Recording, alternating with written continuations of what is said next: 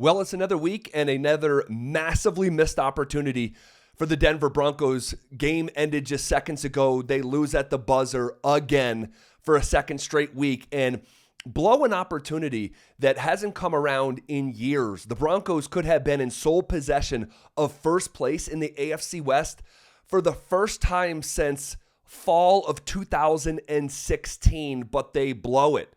A lot of self-inflicted stuff here from start to finish in this football game. You take your hats off to the Chargers. They executed down the stretch in a way that the Broncos simply did not. And there are multiple things that led to this loss that I want to dive into here in 5 seconds. Guys, if you're following this video on Twitter or X, I appreciate you. Please consider following me over on YouTube. I'm creating original content every single day and would love to have you over there. Okay.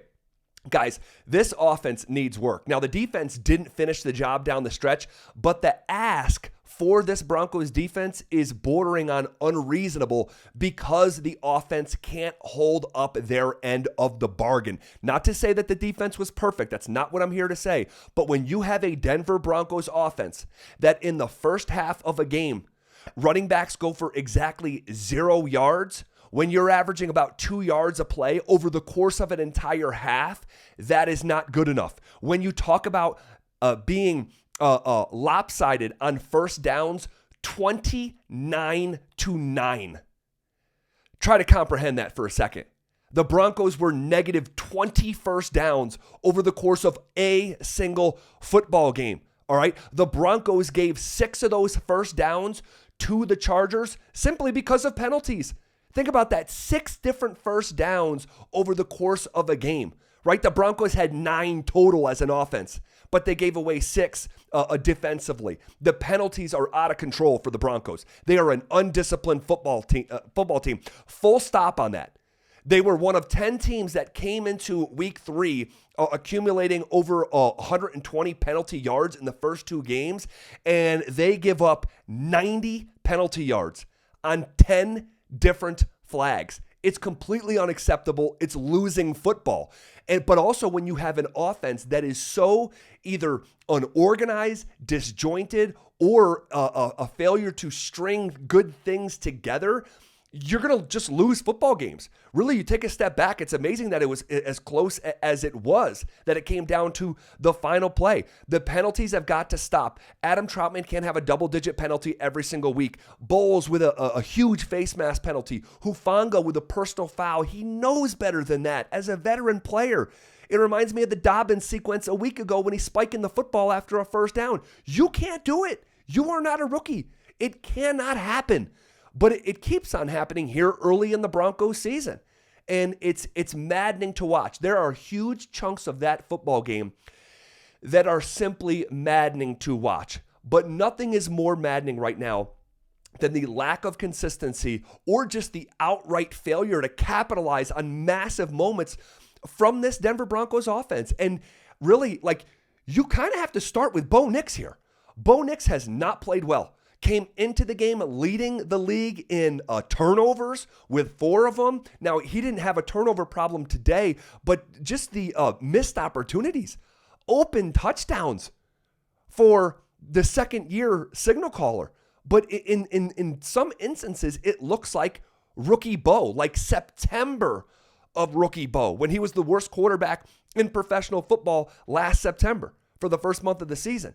Not 1, not 2, but 3 missed touchdown passes from Bo Nix. It's nowhere close to good enough. Nowhere close. And in the waning moments, when the game hung in the balance, it was the Chargers quarterback, Justin Herbert, who was executing. And Herbert was mostly fantastic. Now, he was running for his life because the Broncos defense, bringing a lot of pressure today, and we're getting after Justin Herbert in a truly meaningful way. Benito looks like that guy pisses jet fuel. Cooper getting after the quarterback. Jonah Ellis making plays. Guys were making plays on defense. Not all the time, right? Football's not perfect. But in aggregate, in total, Justin Herbert is just a cut above, a level above, and maybe 2 to 3 levels above current Bo Nix. Herbert came into the game with 5 touchdown passes, no turnovers, averaging 280 a game. And there he was throwing for around 300 yards when Bo Nix is throwing for 150. It's nowhere close to good enough. Okay, it's nowhere close to good enough. Whether you're talking about putting the run game together, and it was good to see an explosive drive from J.K. Dobbins, take that 41-yard run out or take that one series out, and you don't want to take it out because you want explosive plays. Make no mistake, but on a down-to-down basis, the Broncos' rushing attack leaves so much to be desired, regardless of what the final numbers actually look like, right? The temperature and actual fabric of the football game. They have a long way to go. And R.J. Harvey, has a long way to go. This idea that R.J. Harvey is going to be the starter for the Broncos, and I think they wanted him to be even today, and this idea that he's going to touch the football 300 times this year, that's what John Gruden said. I'm assuming he heard something like that from Sean Payton or some sort of version of that out of excitement. But long way to go.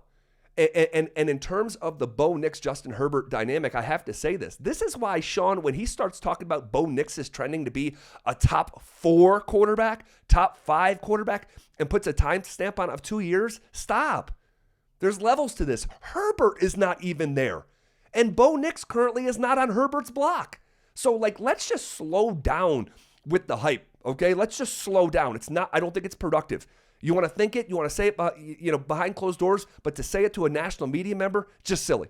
It's in my opinion, just silly. Okay. Bo missing Sutton on that 3rd and long on the last possession late when he had him, and they set that double move up. They talked about it on the broadcast. They set that play up, and Bo Nix could not capitalize on it. So frustrating. And then from a play calling standpoint, how many screens are we going to see?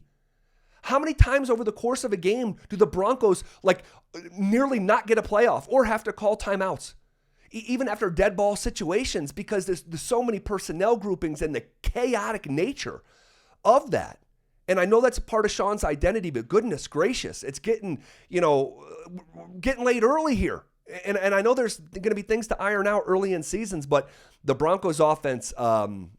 There was moments that were maddening.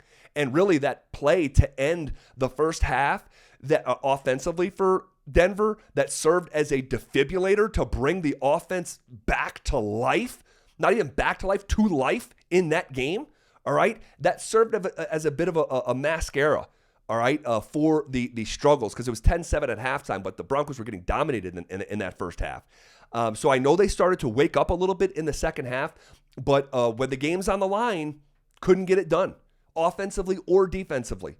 And now Sean Payton is 1 win and 6 losses to Jim Harbaugh. Guys, that's ownership.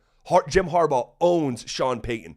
1 and 6 is about dramatic of a head-to-head, as you're going to find between two coaches that get talked about like they're upper echelon coaches. So the play calling, the lack of execution, missed tackles, penalties. Not like no good stuff happened in the game. It did, but not enough to win, and that's what matters. And the opportunity that could have been seized today, all right, even amidst all those mistakes, is maddening. 2 weeks in a row losing on the final play of a game. But that's NFL football, all right? You can't. Going on the road and winning is hard enough to do. You can't beat yourself while you're trying to do that. All right, guys, I appreciate you being here, whether you're watching this on YouTube or X. All right, please give me that follow. Give me that subscriber ship on YouTube. Like this video. Drop me your comments. Would love to interact with you there. But a maddening loss for the Denver Broncos. I'm going to catch my breath, gather my thoughts, and you'll hear more from me tomorrow.